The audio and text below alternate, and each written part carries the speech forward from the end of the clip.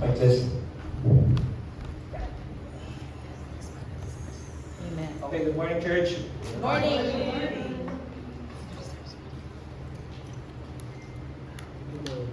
Amen. It's nice to be back here in front of you today. And I thank God for this day because that wonderful prayer that Sister Bessie pronounced a while ago, that's very true. That is very true in us. And that exhortation by Sister Rita, that is also very true. That we need to be sensitive with the Word of God. Amen. So, are you excited to hear God's message for today? Amen. Amen. Are you excited to see familiar faces? Yes. Well, whether it's if you're excited to hear God's message or excited to see familiar faces, God has a way to deal with our today, right? Praise God. Okay, so today we are going to continue the second part of God's message. Last month, we spoke about the theme, growing in the body of Christ. And we heard the message about internal growth, and which is God's community, God's church, and we frame it in like a greenhouse where plants are thriving and they're growing in the right conditions. And today, we are going to do the second part, which is the external growth, or this is how God shapes us in the greenhouse inside, and how God is going to work through us on the outside. Amen. So let us pray. Lord, as we come to your word today, we open our hearts and minds, O Lord. Please help us to receive the scripture, not with understanding only, but also with obedience, O God. Shape us clearly, deal with us deeply, O Lord God, and move us outward for your glory. In Jesus' name we pray. Amen. Okay, for today, our message is going to be entitled People in Motion. And our scripture comes from the book of Isaiah, chapter 54, verses 2 to 5, and we are going to read this conversationally. Verse 2, enlarge the place of your tent. Stretch your tent curtains wide. Do not hold back.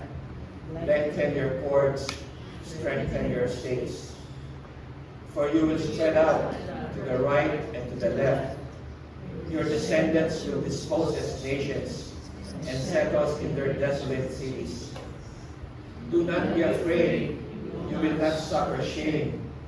Do not fear disgrace. You will not be humiliated. You will forget the shame of your youth and remember no more the reproach of your widowhood. For your Maker is your husband. The Lord Almighty is his name. The Holy One of Israel is your Redeemer. He is called the God of all. Basically the word of God. Amen. Okay, so before I start sharing to you the message for today, I just want to be stand corrected for what I've told you last time that I was here in front of you. I told you that Paul was in prison when he wrote 1 Corinthians, but he wasn't in prison. He was in Ephesus, and I thank you for your encouragement, and I truly appreciate it. I thank you for everything you do. And church, I would like to also tell you that we stand here, people stand here in front of you. It doesn't mean that we are the master of our message. The message that we preach is also shaping us as much as it is shaping you guys. Amen. So let's all welcome the scripture with our hearts and minds, and as we start for our introduction for today.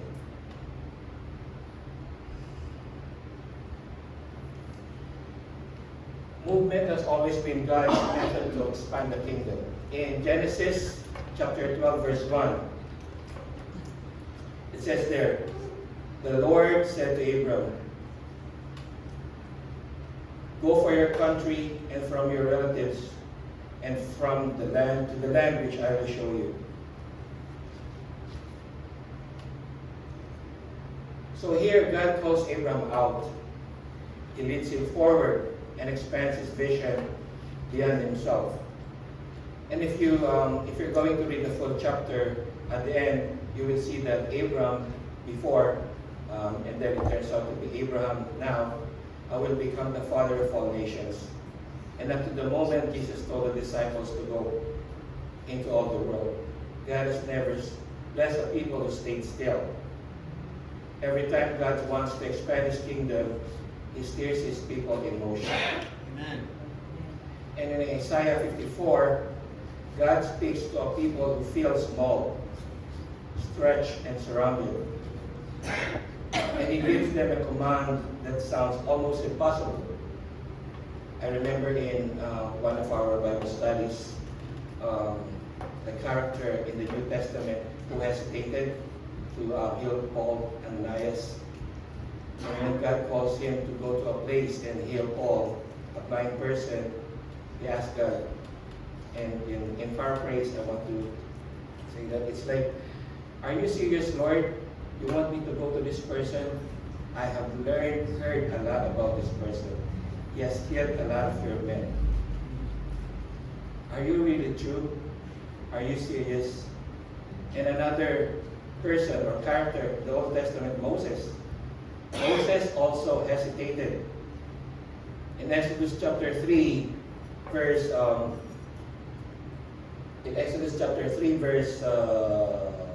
11, he said, when God calls him to speak in front of the Pharaoh, he said, who am I?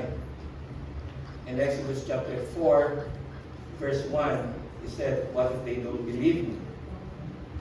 In Exodus chapter 4, verse 10, he said, I am not eloquent. And in Exodus chapter 4, verse 13, he said, send someone else. Yeah. So these characters, they have both of them have hesitation. Why? Because they're facing a command, or they face a command that felt beyond their understanding. Right. And just like them, God calls us to trust Him even when He says it doesn't seem possible yet. Amen. In verse 2 of Isaiah 54, it says, enlarge your tent, stretch your curtains, lengthen your cords, and strengthen your stakes. Church, this is a call for growth. Amen. This is a call for growth before you see growth. This is a call to move before you feel freely.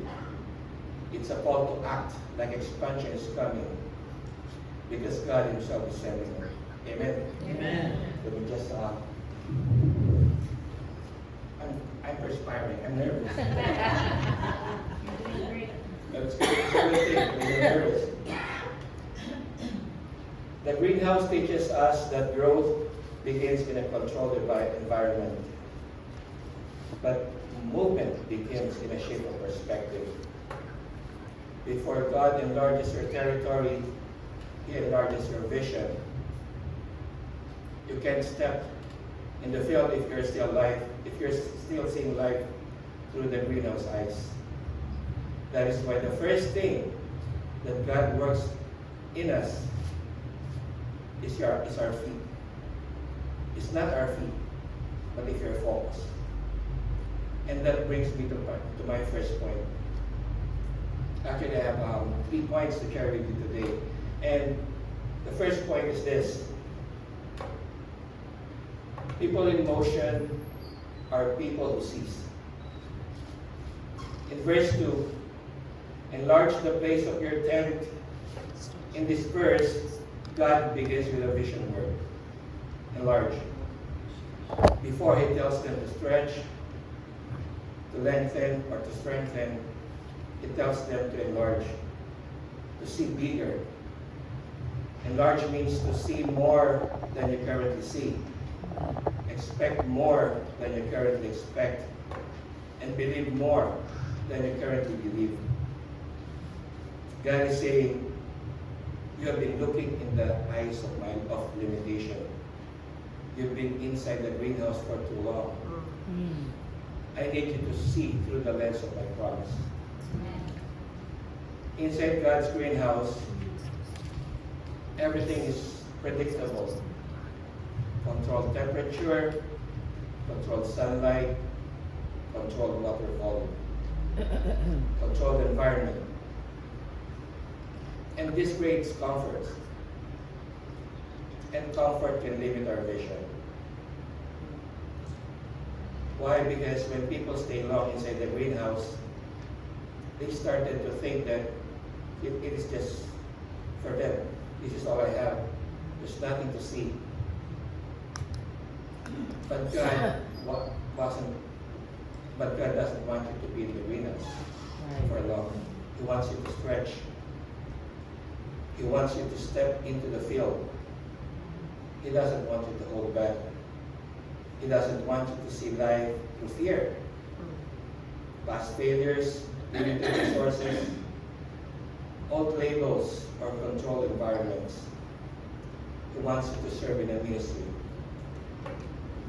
in a relationship, step in a leadership role, pray for someone, share your faith, and say yes to something uncomfortable. Yeah. So let me give you an example here. There's a lady named Maria, not my wife. Maria. There's a lady named Maria. And he's been serving the church for so many years. And the church, or what we call the greenhouse, has been very good to her. This is where he got ill, where he grew, where he found stability after a painful season. One day, her pastor asked her to lead a small devotional for a women's ministry. Upon hearing that, the greenhouse vision kicks in to Maria. She sees in her environment and say, I have only shared behind the scenes. She looks at her limitations and say, I am not speaker. I am not confident enough. She looks at her fears and whispers, what if I mess up? What if people judge me? Right. She looks at her past and remembers, I am not the kind of person God wants to use. Everything she sees is shaped by the greenhouse. It is controlled, safe, familiar. But God is calling her to Isaiah 54. Enlarge your tent, stretch wide, do not hold back. So she takes a small step and she says yes. She prepares, she prays, and she shows up. Nervous, yes. Trembling, yes. But still, she shows up. Amen. And when she speaks, something happened. Women begin to cry. Someone says, I needed that. Another says, your story helped me. And she realized that the church has been good to her. This is where she grows. But the field needed her. Church, Maria didn't move because she felt ready. She moved because she saw differently. People in motion are people who see. And where your vision changes, your life begins to move. Amen.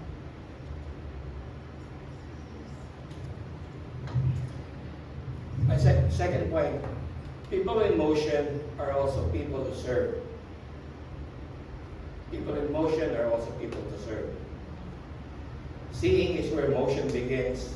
Some of us are waiting for God to show us everything before we do anything. Is that right? Amen. We need to see it first before we respond. But that's not the faith works. That's not how the faith works. Sometimes God shows the need before we move. Right. It's like Moses. Moses sees the burning bush. Paul, on his way to Damascus, sees the light. Nehemiah sees the broken walls. God shows them first before they move. Abraham was commanded to go to the land I will show you. Right. Peter and Andrew were asked to come, and I will make you fishers of men. God tells them to move first. Vision is the spark, but it's not always the finish line. The greenhouse teaches us to see what God is doing and what He is doing in us, growing in us, what He is preparing. But here's the truth, church. Seeing alone doesn't change everything. We can see and still walk past it, right? We can see opportunity. We can see opportunity, but still ignore it. We see what God wants us to do, but still stay seated. At some point, what we see has to become what we do. At some point, vision must turn into motion. At some point, revelation has to become response. In John chapter 13, verses 2 to 5, if you're going to read the verses, and it's very familiar to all of us, this is the washing of the disciples' feet. And this washing of the disciples' feet happens while they're doing the Passover meal. Yeah. So let me read it to you. The evening meal was being served, and the devil had already prompted Judas Iscariot, son of Simon, to betray Jesus. Jesus knew that the Father had put all the things under his power, and that he had come from God and was returning to God. So he got up from the meal, took off his outer clothing, and wrapped a towel around his waist. After that, he poured water into a basin and began to wash his disciples' feet, drying them with the towel that was wrapped around him.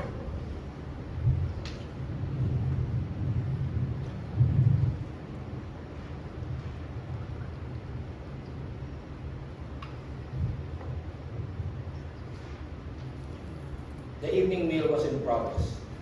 It means that the meal is not yet finished. Maybe they're done eating, or they just finished and they're just resting. They're already full.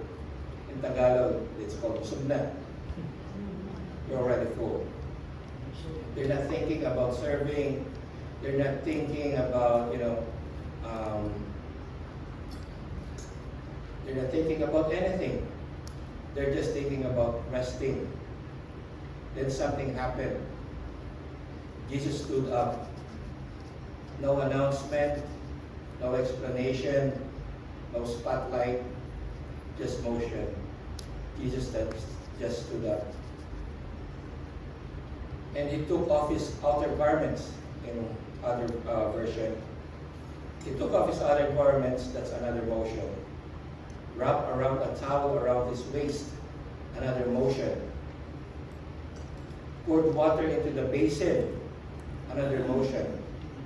And began to wash the disciples' feet. That's another motion. Right. Everything is all about motion. Everything is all about action. Right. It's all about movement. Jesus gets up after the people thought that is already over. You know why? Because serving doesn't require perfect timing. It requires a willing heart. Amen. Can we say amen? Amen. Church, this is what I learned, and this is what we all should learn. If we wait for the perfect time to serve, we will not serve. will Right. never serve. Right. Yes. Because that's right. serving steps in when the moment comes. Yeah. Serving doesn't wait for convenience. Mm. Serving does respond. Serving does response to the need. Yeah. Serving doesn't remain seated. Serving says, get up. And serving looks for opportunities. Amen. Amen. And if you are willing, God will use you. Amen. Amen.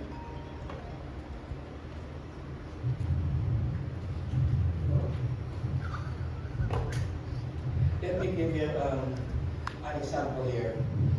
Because sometimes it's really good to see a live example, to understand the scripture. So let's say you see a person after work, he's ready to go home, but he remembers that he needs to stop by a grocery store. Mm. So, familiar? Sounds familiar, right? Yes. So he's at the grocery store, he's tired, he's hungry, and he's just trying to get the stuff and go home. And then finally, he found the fastest checkout counter, the fastest one. So he immediately, after getting all the stuff, he immediately go to the counter, and he passes an aisle. He saw an old lady struggling with his cart, trying to lift a case of water. He's trying to lift a case of water, and he's doing the wobbly thing, like, I hope it's heavy. It's not. It's heavy. Yeah. So what he did is he stepped. He got one step. He tried to ignore the lady, but he gets back. He approaches the lady and helps the lady with his cart. Amen. You know, church, serving doesn't wait for convenience. Serving doesn't check your schedule. It doesn't say, Lord, please use me between 2 to 4 p.m. only. And after that, I'll just go home. And that's it. You step out of your comfort zone. You step out of your plan. You step out of your line. The shortest line you've seen in months, or you have seen in months, is just 2 steps away from freedom, right? And here's the crazy part. That moment wasn't on his calendar. It wasn't planned. It wasn't expected. And it wasn't convenient. But it was on God's calendar. That moment was an opportunity that heaven scheduled for him. People in motion doesn't just see the need. They also serve the need. They don't wait for perfect timing. They don't wait for perfect conditions or perfect convenience. They just move. They just respond. They just step in. And serving doesn't happen in your schedule. It happens in your steps. If you're willing to step toward the need, God will step into the moment. Amen. And this is my challenge to all of us. Let's not wait for the perfect moment. Yes. Amen. Let us create the moment. Amen. Amen. Serving is what you do, but speaking is how you declare where you belong to. Right. And that's why Isaiah 54 doesn't just call us to stretch our heart or stretch our tent. It calls us to stretch our voice also. Because people in motion, they don't remain silent. People in motion don't shrink back.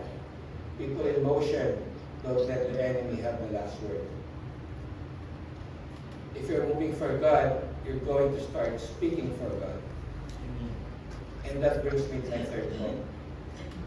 That people in motion are also people who speak. In Isaiah 54, verse 2, doesn't call us to stretch our tent, but also to stretch our voice. In verse 2, in other versions, it says there, do not hold back. The word do not hold back is not only physical, as in literally you're going to hold back the arms of another person, but it is also verbal. It is verbal because in Hebrew language or in their conversation, their thoughts, when they say holding back, it refers to restraint. It refers to restraining speech, restraining in praise, or restraining in declaration. But God wants us to stretch our voices. Amen. Amen. Church, our God is an all-knowing God. He knows why we find it hard to speak. He knows that fear silences us, that shame holds us. And that moment that makes us hesitate before He calls us to enlarge and stretch. He first speaks to the things that keep us quiet. And what are those things that keep us quiet? That prevents us from speaking the word of God. Number one, this is fear. Fear is the first enemy of movement. It is the first silencer. Why? Because fear shuts your mouth before you move your feet. True. Fear tells you not to speak because you might be wrong. Fear tells you not to step out because you might fail. Fear tells you not to declare anything because people might judge you. Right.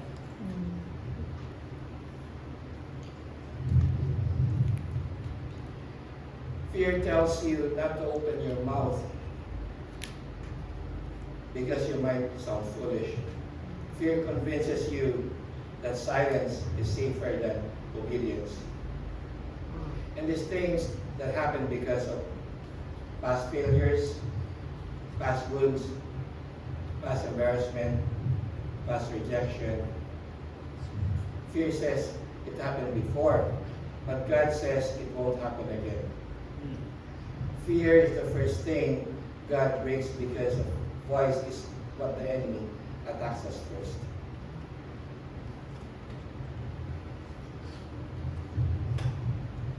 And before I go into the second things that make us quiet, I'd like to reset the button here, because sometimes it's really amazed me to see people really mastered that spiritual gift of sleeping while the eyes are closed. Sleeping while the eyes are open, right?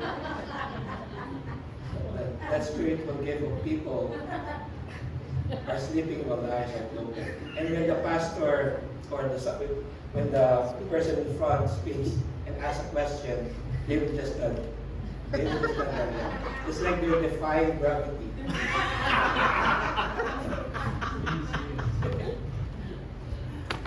All right.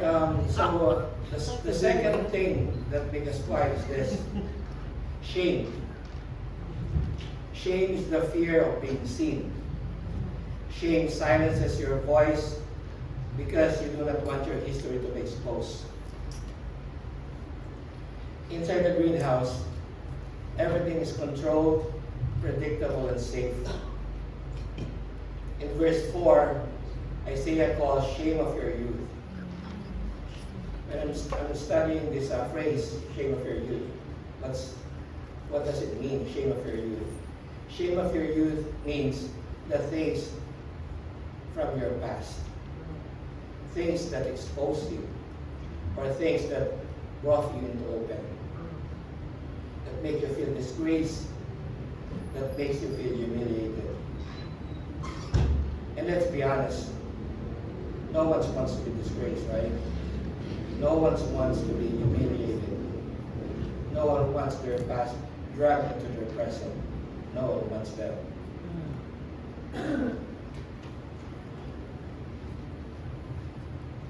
And that's why many people stay silent. That's why many people stay inside the greenhouse. Because in the greenhouse, it's enclosed. There are four walls. They are protected. They are hidden. control. Because shame convinces them that exposure equals humiliation. Brother West, can we last verse 5? In verse 5 it says, "For your Maker is your husband, the Lord Almighty. Is his name, the Holy One of Israel. Is your Redeemer. He is called the God of all the earth." Isaiah tells us that fear, shame, and disgrace keep us inside. Makes us hidden, makes us quiet, and convinced that the greenhouse is safer than the world God is calling us. But God does not end the chapter with your past. He ends it with your identity. It says, "For your Maker is your husband, the Lord Almighty is his name." Amen. The God of all the earth. When God names you, shame loses its voice. Right. When God identifies you, disgrace doesn't define you. So let's step out, stretch out, speak out. Amen. Because the God who calls you out of the greenhouse is the same God who covers you with your new name, with a new identity, and with a new future. Thank you, Jesus. Thank you, Lord. So let me call on the praise team. Amen.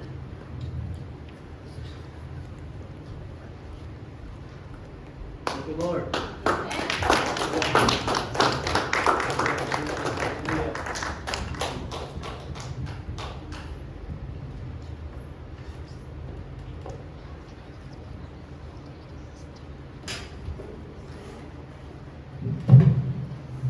In the Old Testament, the fire on the altar is never extinguished.